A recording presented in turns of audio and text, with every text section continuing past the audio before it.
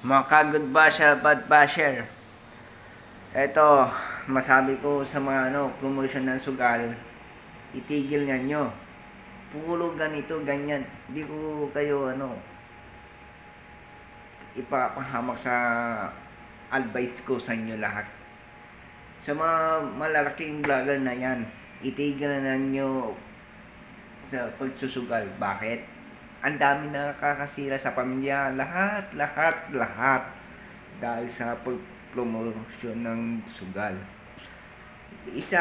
Lalo na isang malaking vlogger na yan. Ay nako. Abulin ka pa ng mga tax ng BIR. Basta abulin ka. Dapat itigil mo na kung maaga na. Sabi ko sa'yo, itigil mo lapos. Hanap ka ng